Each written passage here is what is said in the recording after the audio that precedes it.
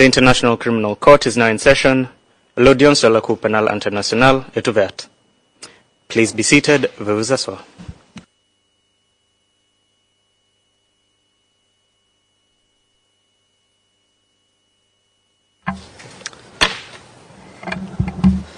Good morning to you all.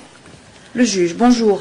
I ask please tous. The court officer to Je vais call the demander case. à Madame la greffière d'audience de bien vouloir Madame citer le l'affaire. juge. La situation en République de Côte d'Ivoire dans l'affaire le procureur contre Charles Blé Goudet. ICC 0211-0211. Nous sommes en audience publique. Je vous remercie. For the record, I would ask the Je souhaiterais demander aux participants de se présenter. Et je vais commencer par l'accusation, je vous prie. Bonjour, Madame la Présidente. Alors, l'équipe de l'accusation est aujourd'hui représentée par les personnes suivantes. Monsieur Louis Rougambagé, Sandra Shooters, Yasmine Chouben, Fleury Tuc, Lloyd Stang et moi-même, Eric MacDonald. Je vous remercie. And the defense, please. Et qu'en est-il de la défense, je vous prie? Maître Kaufman, microphone, s'il vous plaît. Pardon me. Excusez-moi. Bonjour, Madame la Présidente. Je suis Maître Nicolas Kaufman et aujourd'hui, je suis avec Anissa Bianco et Madame Charlotte Bénard et, bien entendu, Monsieur Blé Goudet lui-même est présent. En dépit du fait que vous lui avez dit qu'il pouvait exercer son pouvoir discrétionnaire quant à sa présence, il souhaite suivre toutes les audiences, y compris les audiences techniques. La Présidente, merci. Je vous remercie. And I am Judge Sylvia Fernandez. Quant à moi, je suis la juge Sylvia Fernandez, juge unique pour la chambre préliminaire numéro 1. Et aujourd'hui, je suis aidée de M. Gilbert Bitti, de M. Simon Grabovets et de Andréane Charpentier-Garand. On 14th April Le 14 avril 2014, j'ai rendu la décision portant création d'un système relatif à la communication des éléments de preuve. Il s'agit du dépôt 57 dans le dossier en l'espèce. Et je vois, d'après les écritures de l'accusation du 25 avril 2014, qui correspond au dépôt numéro 65, que la communication des éléments de preuve a commencé. L'objectif de cette conférence de mise en état est d'obtenir les arguments des parties pour que les décisions supplémentaires qui pourraient devoir être prises soient prises pour que la communication des éléments de preuve se passe sans problème. Les questions dont il faudra discuter se trouvent au paragraphe 15 à 19 de la décision du 14 avril 2014 et je vais m'y intéresser par étapes. Dans un premier temps, j'aimerais inviter l'accusation à fournir des réponses aux questions posées au paragraphe 15 de la décision relative à la communication, à savoir, dans quelle mesure vous avez l'intention de vous appuyer sur des éléments de preuve communiqués précédemment dans l'affaire contre Laurent Gbagbo. Et je souhaiterais également que vous nous parliez de l'état d'avancement et de la durée prévue du processus de communication de ces éléments de preuve. Deuxièmement, j'aimerais savoir dans quelle mesure vous avez l'intention de vous appuyer sur d'autres éléments de preuve dont vous disposez à l'heure actuelle et qui n'ont pas été précédemment communiqués dans l'affaire contre Laurent Gbagbo. Je souhaiterais que vous nous fassiez part de l'état d'avancement et de la durée prévue du processus de communication de ces éléments de preuve. J'aimerais également savoir si vous avez l'intention de poursuivre vos enquêtes avant l'audience de confirmation des charges et le cas échéant, je souhaiterais savoir quand vous serez en mesure de communiquer les éléments de preuve qui émaneraient de cette enquête. Donc, je m'adresse à l'accusation. Vous avez la parole, monsieur. Merci, Madame le juge. I will be answering the first two Je vais répondre sub-questions, and then my colleague, Mr. Lloyd Stein, deux will address premières the questions et third mon confrère sub-question, namely the répondra à la ongoing troisième investigation. question, à For that savoir purpose, la question we qui will porte ask you sur to les briefly enquêtes. go Et à cette fin, nous vous demanderons de passer rapidement à huis clos partiel pour que nous puissions parler librement au vu de la confidentialité de nos enquêtes. Alors, comme la Chambre l'a remarqué, en matière de notification de communication, la communication des éléments de preuve a commencé vendredi dernier, le 25 avril, si je ne m'abuse. Nous avons dans un premier temps communiqué des éléments de preuve ou des documents qui sont publics. Donc, il s'agit de documents sources ouvertes, documents qui ne sont pas considérés et classés comme confidentiels pour le moment. Nous n'avons pas communiqué certains documents qui étaient publics, mais qui avaient trait aux déclarations de témoins. Le but étant de fournir à la défense ou de collecter plutôt ce que nous avons pu communiquer à la défense sans pour autant que soit adopté le protocole sur la gestion des documents confidentiels. Je vais donner la parole à un de mes collègues, mais il y a eu un accord conclu avec la défense à ce sujet. Donc je pense que cela devrait faciliter la tâche de la Chambre et des parties. La question qu'il convient de se poser est comme suit. Quand pourrons-nous communiquer les éléments de preuve ou les documents qui sont considérés comme confidentiels? Dès que ce protocole aura été adopté, et nous pensons que cela devrait pouvoir se faire aujourd'hui, nous pourrons communiquer les 10 éléments de preuve. Mais et je suppose que c'est la programmation et l'échéancier qui vous intéressent. Il y a environ 4800 documents qui sont soit des documents à charge ou des documents article 77 ou des documents qui sont potentiellement à décharge qui doivent être communiqués. Cela représente un volume important de documents. Mais après avoir parlé de cela avec mes collègues, nous pensons que nous pouvons le faire comme dans le cas de l'affaire Gbagbo, et nous reconnaissons votre décision numéro 57 et nous pensons que nous pourrons certainement le faire en une semaine. Donc cela sera communiqué de la même façon. La procédure sera la même. Et je pense que par conséquent, les documents, et je souhaiterais que cela soit consigné de façon claire au dossier, nous pensons que ces affaires sont comme des affaires où il y aurait jonction d'instances, bien que cela soit séparé pour le moment, mais nous aurons les mêmes catégories pour les documents. Ce qui est document à charge contre M. Gbagbo sera considéré comme à charge contre M.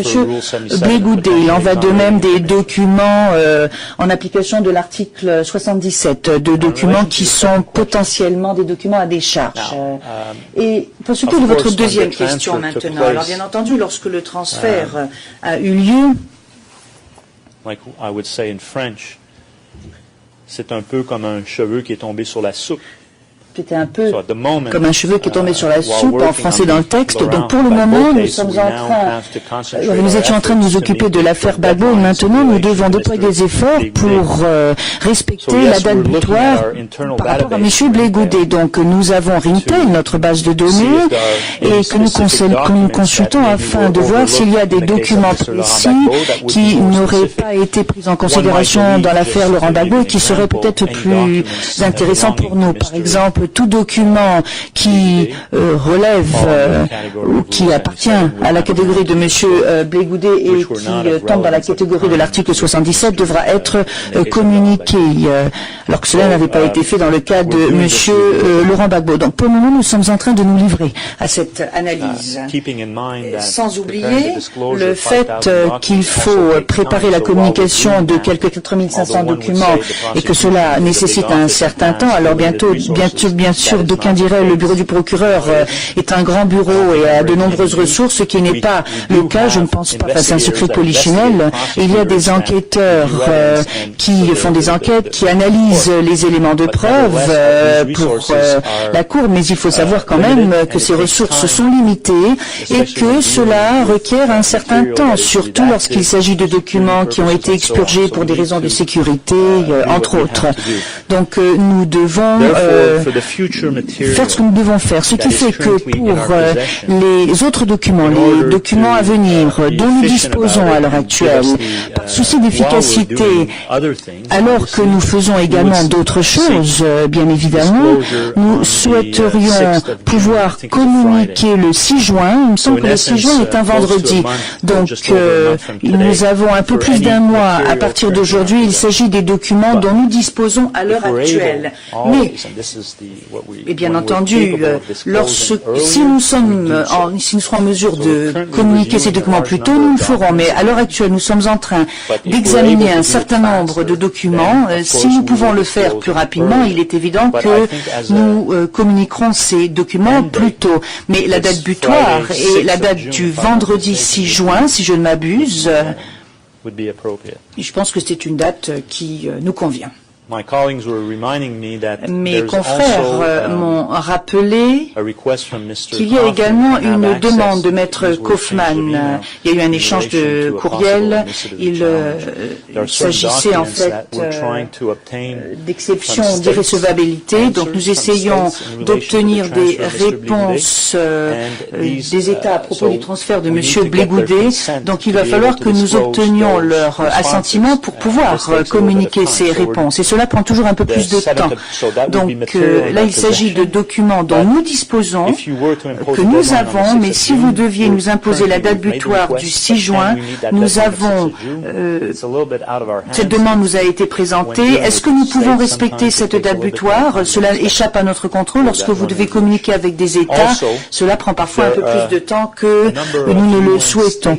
Et puis, il y a également un certain nombre de déclarations des Nations Unies qui ont été obtenues dans le cadre des enquêtes menées à propos de M. Laurent Gbagbo. Cela a été communiqué dans l'affaire Laurent Gbagbo, mais nous devons en référer aux Nations Unies pour obtenir leur aval, pour pouvoir communiquer ces documents dans cette affaire-ci.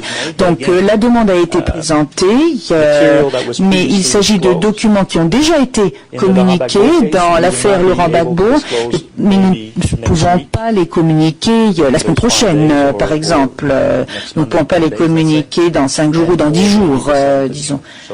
Alors, peut-être que nous pourrons le faire le 7 juin, mais je vous informe, en fait, à propos de ces documents. Now, I think those Voilà. Je vais maintenant donner la parole à mon confrère, à moins que la Chambre n'ait des questions précises à me poser à propos de ces catégories de documents passés, présents et à venir. Mon collègue va maintenant intervenir. Bonjour, Madame le Président. Comme l'a dit Monsieur MacDonald, je vais demander à passer rapidement à huis clos partiel, puisque je vais aborder le thème des enquêtes de l'accusation. Il y a donc un certain niveau de confidentialité qui est tel que il est nécessaire de passer à huis clos partiel. Le juge, oui, merci beaucoup. Nous allons donc passer à huis clos partiel.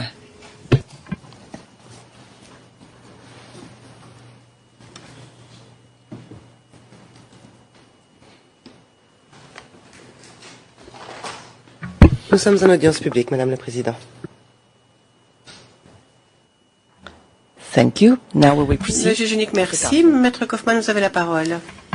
Yes, Madame le Président, en ce qui concerne donc les obligations de communication du procureur, nous considérons que les délais devaient être identiques à ceux qui ont été trouvés dans l'affaire Bemba, article 70.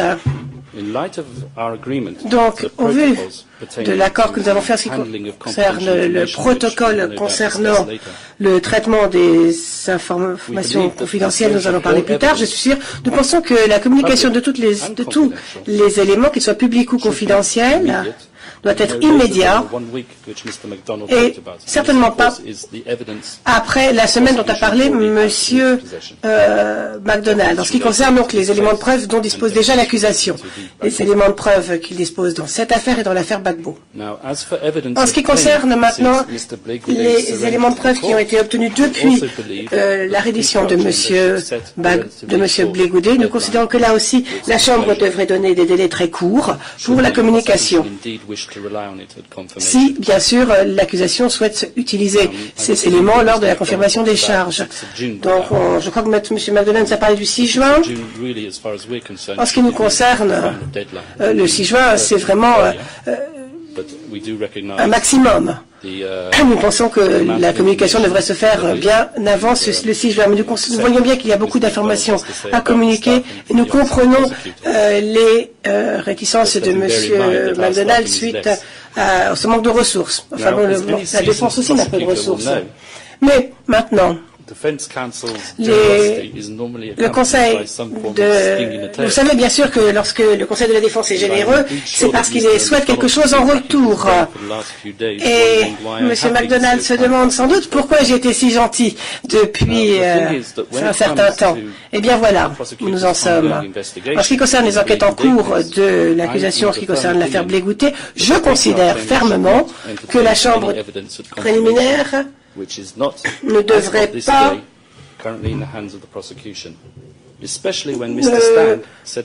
pas suivre ce que dit l'accusation, surtout que M. Stein vient de nous dire d'ailleurs qu'il n'a aucune idée de la date à laquelle la communication pourra se faire.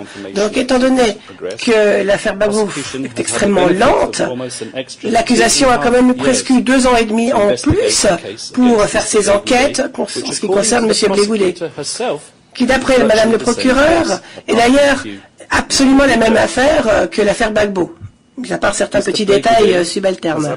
Monsieur Blé Goudé n'a aucune intention de moisir dans la prison de Scheveningen pendant 2 ans et demi, lui. Il veut que la vérité se manifeste immédiatement et il veut que son nom soit blanchi. Donc, si Madame le procureur ne trouve pas d'éléments à charge contre M. Blé Goudé, c'est parce que ça n'existe pas, c'est tout. Et les éléments qui, d'après Madame le procureur, sont à charge seront prouvés par nous comme étant sans fondement. Nous demandons donc à Madame le juge unique d'éliminer tous les éléments de preuve qui pourraient venir des nouvelles enquêtes faites par l'accusation à l'heure actuelle. C'est tout ce que nous avions à dire sur votre question portant sur le paragraphe 15. Madame le juge unique, je vous remercie. Maintenant, nous allons passer à la question suivante. C'est-à-dire la question des témoins viva voce. Et j'aimerais bien vous rappeler que cette Chambre a déjà dit que tous les témoignages lors de la confirmation des charges devraient être utilisés très parcimonieusement et être très ciblés. Et uniquement si elles ne peuvent pas être, ces témoignages viva voce, ce seront uniquement s'ils ne peuvent pas être remplacés par des éléments de preuve écrits. Pour être bref, nous aimerions avoir le moins de témoins.